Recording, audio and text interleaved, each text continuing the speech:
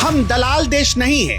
All party meeting में विपक्ष ने पूछा सवाल तो जयशंकर के जवाब ने कर दी बोलती बंद। पाकिस्तान में होने वाली बैठक से भारत की हो गई फजीहत, ये सुनते ही जयशंकर हो गए फायर। सरकार ने बताया भारत ने कर ली एडवांस बुकिंग, न तेल की कमी न गैस की दिक्कत। भारत ने निभाई वफादारी, लेकिन भारत से ही गद्दारी कर बैठा ईरान।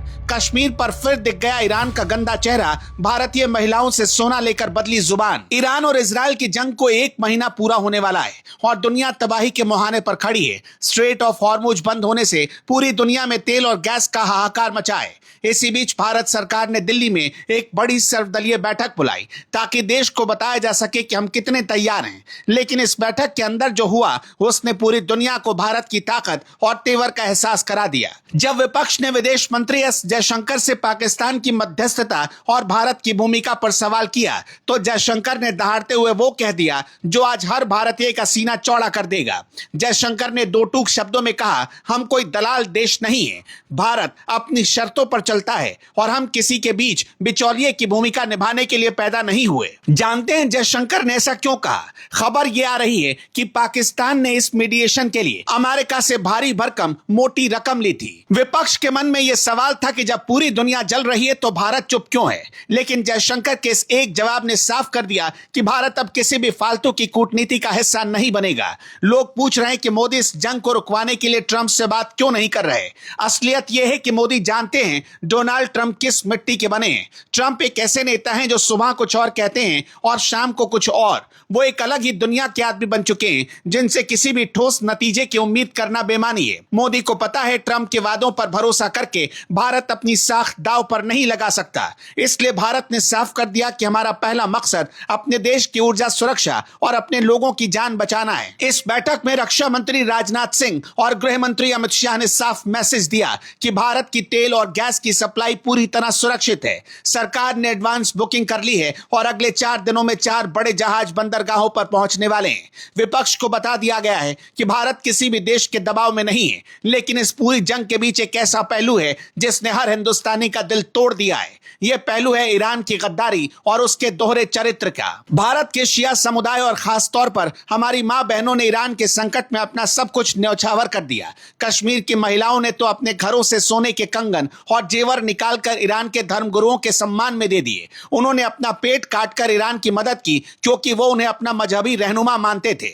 बदले में ईरान ने क्या किया वो पूरी दुनिया ने देखा। पहले ईरान ने कश्मीर की महिलाओं की तारीफ में बड़े बड़े ट्वीट्स किए और कहा कि भारत का यह एहसान कभी नहीं भूलेंगे। लेकिन कुछ ही घंटों के भीतर ईरान ने अपना असली रंग दिखा दिया। वो ट्वीट डिलीट कर दिया और भारत की उस मदद का अपमान किया गया। इसके बाद से पूरे भारत में ईरान को गद्दार कहा जाने लगा है। लोग गुस्से में हैं क्योंकि जिस ईरान के लिए हमारी बहनों ने अपने गहने दे दिए उसी ईरान ने पीठ में खंजर घोंप दिया। लेकिन अगर आप इतिहास उठाकर देखेंगे तो आपको समझ में आ जाएगा कि ईरान का इतिहास ही इसी तरह से धोखेबाजी से भरा पड़ा रहा है। ईरान के लोग जब अपने खुद के धर्मगुरु अली खामनेई के सगे नहीं हो पाए तो वो भारत के क्या खाक होंगे? आपको क्या लगता है खामनेई को इजराइल ने कैसे मारा होगा? सच तो यह है कि ईरान के अंदर बैठे गद्दारों ने ही अपनी रहनुमा की जासूसी करवाई। उन्होंने खामनेई की सटीक लोकेशन इजराइल तक पहुंचाई ताकि वो हमला कर सके।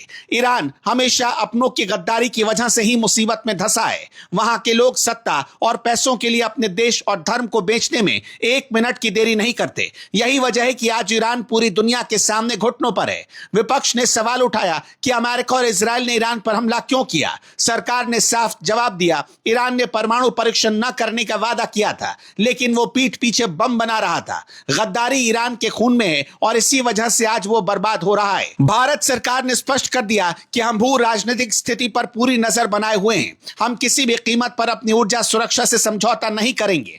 पाकिस्तान इस जंग में बिचौलिया बनने की कोशिश कर रहा है, लेकिन उसकी हैसियत पूरी दुनिया जानती है। वो 1981 से यही दलाली कर रहा है, लेकिन भारत का स्टैंड बिल्कुल क्लियर है।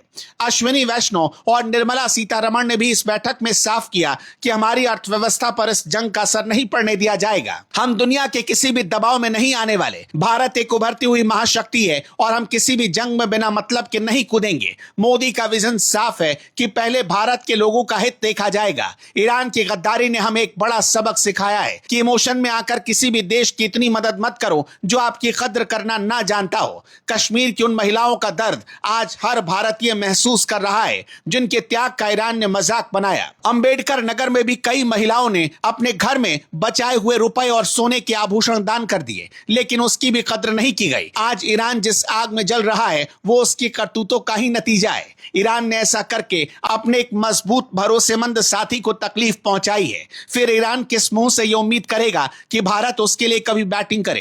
खैर, इजराइल और अमेरिका ने उसे उसकी औकात दिखा दी है। भारत अब सिर्फ तमाशा देखेगा और अपनी मजबूती पर ध्यान देगा। जयशंकर का वो बयान कि हम दलाल देश नहीं है, हर उस शख्स के लिए एक तमाचा है जो भारत को किसी भी फालतू विवाद में घसीटना चाहता था। हम शांति चाहते हैं, लेकिन स्वाभिमान की कीमत पर नहीं। मोदी सरकार ने यह साबित कर दिया कि भारत अब दुनिया के नक्शे पर वो देश है जो अपनी शर्तें खुद लिखता है। आपका क्या मानना है, हमें कमेंट बॉक्स में जरूर बताएं।